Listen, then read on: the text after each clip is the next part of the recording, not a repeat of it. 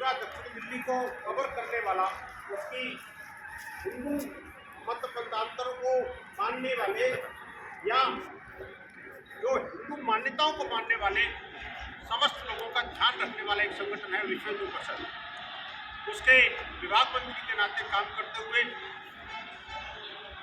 और नीम की ईंट की तरह बिना किसी नाम का और बिना किसी जो प्रकाश में रहे हुए दुनिया को चिंता करने वाले, हमारे पूरे विभाग की चिंता करने वाले श्रीमान राधाकृष्ण जी, वास्तव में इनका जैसा नाम है वैसा उससे ज़्यादा काम है।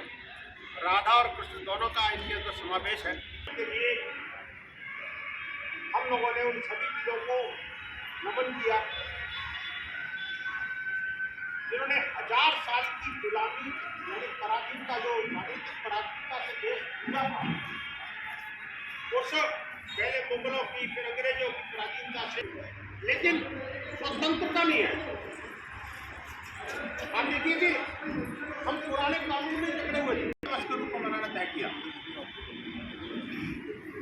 1950 में हमें संविधान भी मिल गया, 47 में स्वाधीनता भी मिल गई, राजनीतिक स्वाधीनता। लेकिन हमने देखा कि 50 से लेकर के और 25 तक, 2025 तक हम अभी तक जो है राजनीतिक स्वतंत्रता तो देख रहे हैं, लेकिन सांस्कृतिक स्वाधीनता के दर्शन अभी तक हमें नहीं हो पाए। ये देश का दुर्भाग्य था।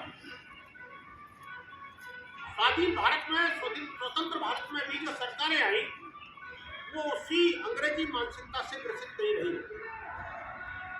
इसके कारण लगातार कभी जिहादियों के हमले, कभी अतिवादियों के हमले, कभी हमारी संस्कृति पर आक्रमण,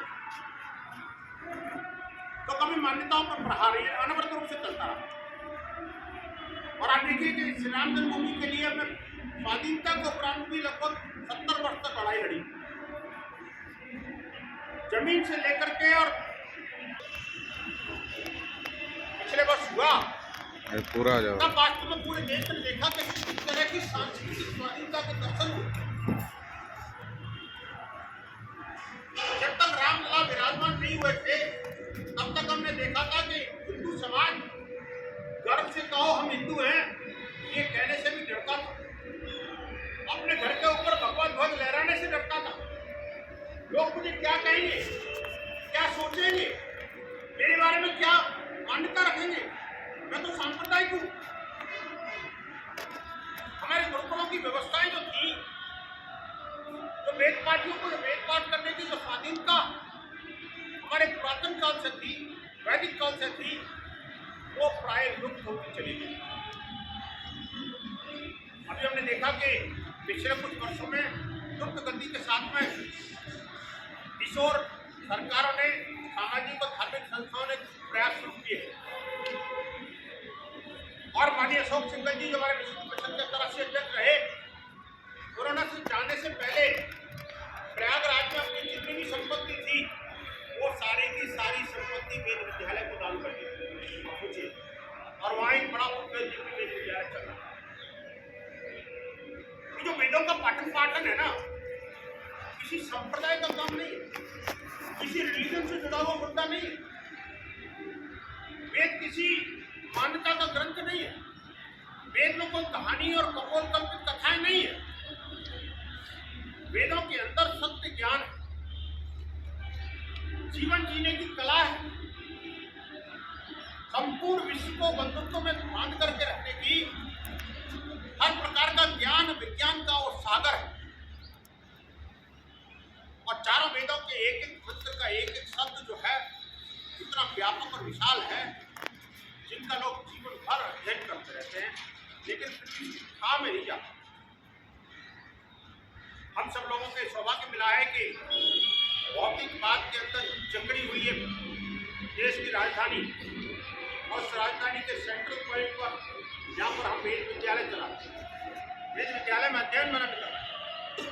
और हम ऐसे श्रेष्ठ और वरिष्ठ हमारे आचार्यों का सानिध्य में मिला है।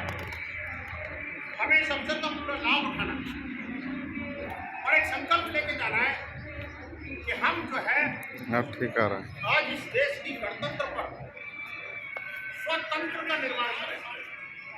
यानी जो हिंदू जीवन मूल्य है, जो भारतीय जीवन पद्धति है, भारतीय परंपराएं है, भारतीय संस्कृति है, हमारा जो ज्ञान विज्ञान है, हमारे जो महापुरुष हैं, हमारे जो धर्म ग्रंथ हैं, उन सबका सम्मान करना प्रत्येक भारतीय को आना चाहिए, करना चाहिए। और हम जो काम करते हैं वो तो सबसे ही करते हैं। भगवान से प्रातः काल में जो प्रार्थना करते हैं, तो प्रार्थना में सर्वे भवन्तु सुखिनः सर्वे सन्तु निरामयाः नये बिना तवाई प्रार्थना पूरी होती। वसुदेव कुटुंबकम का संदेश हम जो लेके जाते हैं, ये स्वाधीनता का संदेश है। हमने जिस स्वाधीनता को ग्रहण किया, वो स्वाधीनता कहती है कि सब लोग स्वतंत्र रहें, यानी स्व का तंत्र, हमारा तंत्र निर्माण हो। हमने स्वाधीनता राजनीतिक पाई, हमने संविधान भी अपना ले लिया, लेकिन अनेक स्थानों पर हमें अभी भी ये अनुभव होता है कि हम अपना वो सांस्कृतिक तंत्र स्थापित नहीं कर पाए, जो कि अभी कुछ वर्षों से उसका पुनर्निर्माण आरंभ हुआ। और हमें आशा है जिस गति के साथ देश बढ़ रहा है, इस प्रकार से